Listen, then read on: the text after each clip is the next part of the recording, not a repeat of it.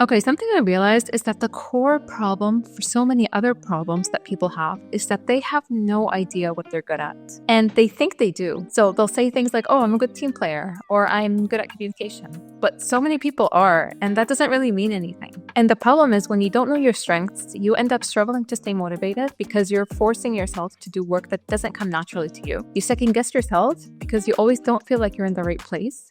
And you feel stuck and behind because it's a lot harder to succeed when you're not focused on what you're already good at. But the good news is that there are ways to fix that. So in this video, I'm going to share 7 powerful ways to figure out what you're actually good at, ranked from least to most accurate. Let's dive in.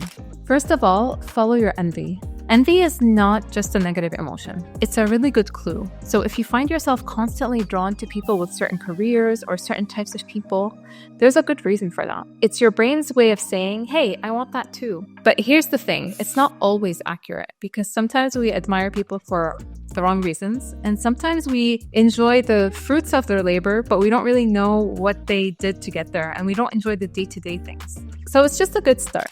Next, look at what other people ask you to help with. If people keep coming to you for advice or for problem solving, it might be because they recognize something in you that you don't really see in yourself. So ask yourself, what do people always ask you to explain? What do your coworkers or friends rely on you for? What's the thing they ask you for over and over again? Chances are it might be one of your core strengths. Okay, number 5, track your compliments. Chances are if something comes easily to you, you just assume that it's the case for everyone else. But it's really not.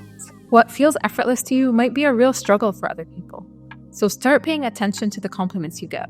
So if people keep telling you that you're great at explaining things or spotting patterns or being creative, that might be something to look into. But remember that people only see what's visible. So if you have some internal strengths or things that you never really got the chance to show, people might not realize that and not see that in you, even though it's there. Okay, number 4, pay attention to what energizes you.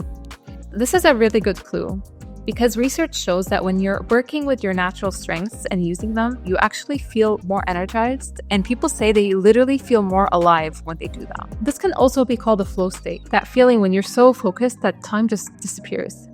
So if you feel like you lose track of time while doing something like writing, designing, solving problems, or presenting, that can be a huge indicator to your strengths. And on the flip side, if something drains you, so you feel really tired and exhausted after doing it, it's probably not a strength, but a skill that you built out of necessity. Okay, number 3, look at your childhood. There's a reason that so many successful people talk about what they love doing as kids. Before career expectations, before worrying if that's realistic, you're naturally drawn into certain activities. And these activities hold clues. So maybe you were the one who's always organizing things, or maybe you were obsessed with building things, or you loved explaining concepts to people. These things don't just disappear when you become an adult. So if there's something that you loved doing back then that still excites you today, pay attention to it. Okay, number 2, follow what feels effortless. We all have natural aptitudes, basically hardwired abilities that aren't learned, they're just built into how our brain is wired. That's why some people are naturally gifted at spatial reasoning, and they could easily visualize objects in 3D, and that makes them really good at potentially things like architecture, engineering, or even surgery. Other people have a strong sense of rhythm and auditory processing, so these people could be really good at speech-related fields. And then there's some people that are so fast at processing information, so they like things like analysis or strategic thinking. Those things are not random. They're usually part of how you're wired. So if something comes easily to you, that's a huge clue.